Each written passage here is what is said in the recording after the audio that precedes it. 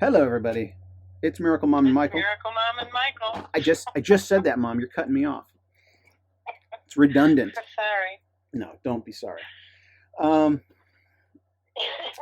we're doing another Bible chat segment for you, everybody, and it's another one where I'm again so bad. I didn't look this up ahead of time. I don't know where it is, chapter and verse, but it's just a passage of one phrase that came into mind of something I wanted to talk about. This one, I think I might know the chapter where it's from, but I'm just going to say the portion of it and see if it rings a bell with you. Okay. He was despised and rejected of men. Okay. Does that sound familiar? Oh yeah, of course. I think it's from Isaiah Isaiah 53. Yes. Haha. I knew it was Isaiah 53. Where can you read it? I'm getting there. Isaiah 53. 3. Oh, so it's chapter 53 of Isaiah in verse 3. 3. Yeah. A minute. Well, let me talk a little bit. While you're looking it up, I'm going to talk a little bit about Isaiah chapter 53. It's a very special book of the Old Testament. In Yeah, fact, I've got it. Hold on a sec. Just hold it, and I'll cue you in a minute. Um, I've actually seen people on YouTube do segments where they go out to like the Jewish community and ask them if they know Isaiah 53, because the Jewish community typically they'll know the Torah and the Talmud pretty well. Well, I don't know how well they know it, but this guy, I don't know who it is on YouTube, but he would go and then he would describe Isaiah 53, and he would ask even the Jewish people he was interviewing. He would say, does this sound familiar to you? Do these things in this passage, does this sound familiar to you? Does it sound like anything or anyone in history? And then like, yeah, that actually kind of sounds like what happened to that guy, that Jesus guy. It's like, wow, it's uncanny how specific this chapter of Isaiah from 1,000 years before Jesus is very detailed in its description of what happened to Jesus. And so Isaiah 53 is generally, it's one of the most prophetic passages, and there's like hundreds of prophecies in the Old Testament that are said to be prophecies of the Messiah, of the coming Christ, and Isaiah 53 is just chock full of them. And so why don't you read just that verse, Isaiah 53:3. Just 3? Yeah. Oh, okay. He was despised and rejected by men, a man of sorrows and familiar with suffering, like one from whom men hide their faces. He was despised, and we esteemed him not. I don't know, that's one of the biggest questions I have. The Jewish people, they have all of this Old Testament scripture that is so clear about the prophecy of Jesus. And then when it happened, they rejected him. And they've got it right in front of their noses. I don't get it. I know scripture teaches the Jews would reject him, reject. How does that happen? Well, you have to think we're all in our bubbles, right? We all have. There are Messianic Jews. There are Jews who have accepted. Oh yeah, but it's just that everybody has a limited knowledge base, right? And then we're surrounded by people we respect, and then we're surrounded, and then we have other people that we disrespect. And so when Jesus arrived on the scene, he wasn't born to like the high priest, right? He wasn't born to like the some rabbi, some important person in the religious circles, and then like, of course, the great Messiah of our people would come from this revered lineage. Of course, of course. Well, No, I know.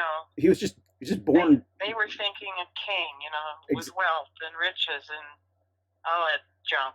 Exactly. And so, That's what they thought. the religious leaders at the time, they're like, this is what the Bible teaches, and then they go off on tangents. There's the Jewish people have two. Basically, the Torah is what we call the Old Testament, but they also have what's called the Talmud, which is essentially commentary on the Torah. It's all that extra stuff. I mean, we have it in our Christian churches as well. We have plenty of stuff that we add to the Bible. You should do this, you got to do that, blah, blah, blah.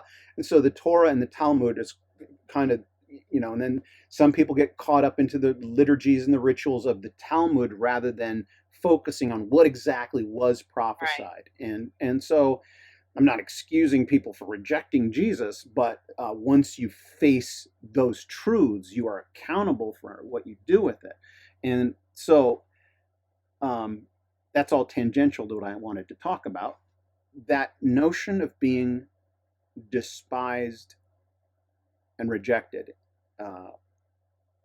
I had an epiphany yesterday, kind of around the time I was listening to the audio from our segment, Sounds You've Never Heard, or what did I call it? Sounds You've Never Heard? Or A Sound You've Never Heard, that segment that you watched today. Oh, Sounds You've Never Heard.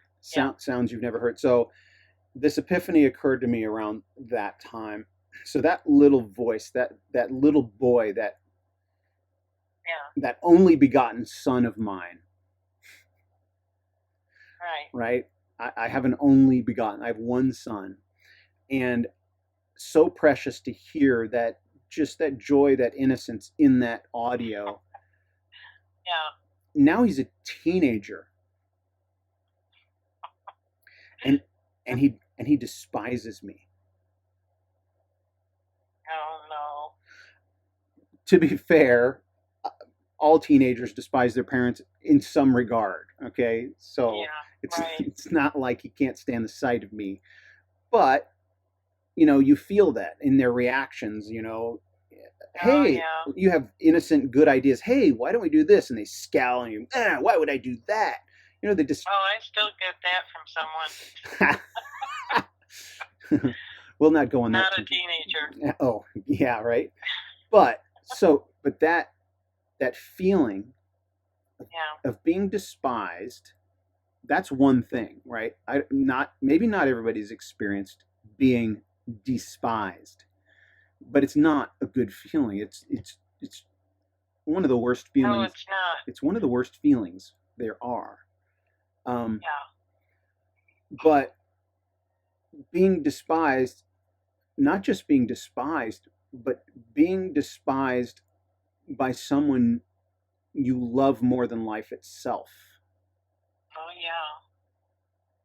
Like, I would lay down my life for my son, even while he's despising me, right? I would do it. And it would exacerbate the pain of dying, knowing that he was despising me at the moment. But that's barely a glimpse of what Jesus was enduring. He was, the Apostle Peter, one of his 3 closest friends, rejecting him. Right? Despised and rejected. I never knew the man. 3 times, right? His closest friends abandoned him. Much less the Roman guards who thought, let's just kill this hero of this faction of radical Jews. Just spit upon, mocked, ridiculed, chastised, despised. When I teared up listening to that segment, Sounds You've Never Heard, when I teared up, that's what I was thinking.